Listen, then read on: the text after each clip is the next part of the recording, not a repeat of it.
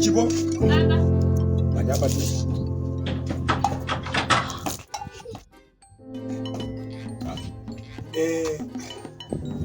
Zvati muzoenda munonhonga mazai kuchikuku kwanditi. Kana mapedza kunhonga mazai, mumaisa mumakireti awo ese kugara jazi ndakakwana ndichi. Then kana mabva ikoko, moenda munotakura huni kuzasuko. Ndanzoti mukomana dhanyini akatema huni kuzasuko. Saka moenda munotakura huni ikoko. Kana mabva kunotakura huni ikoko muchaya panapa, moenda kuchigayo.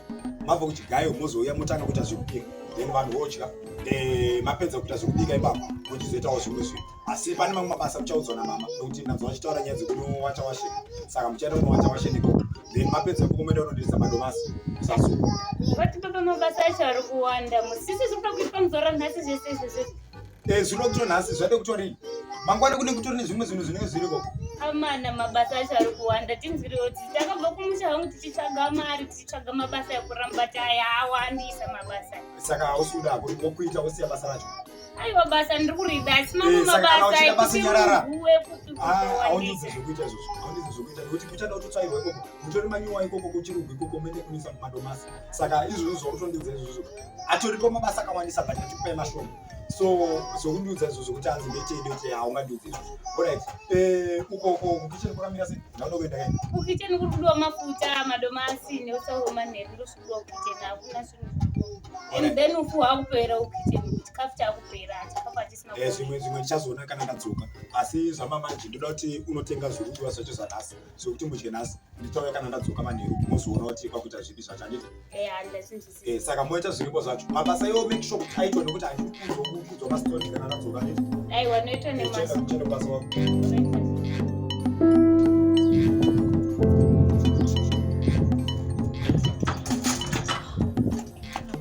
Daniel! Nawe Daniel! Uyanga uri kuita ikoko? Kurumba famba seko nawe?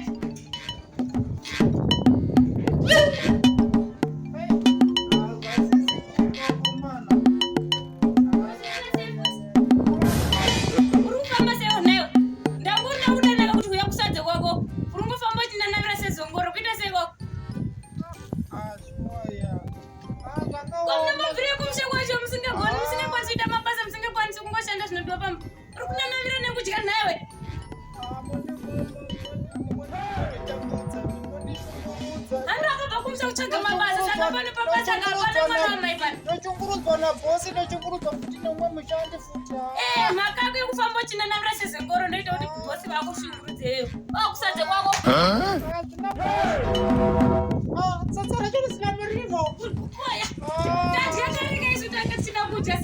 Mbona kuti bosi hauna kusira mari yekafere. Bosi vakasiya but iwo mbari wako kuti zvetonga tatishana mukicheni umu zvekupanina chikafu uku. Uenda kunodza bosi. Ndiwo mbari wozviwa kuti unodya chikafu chisina murivo. Vati mukapfamba ndidarovo here asi ini ndaita kuvharira magepi enyu akawanda.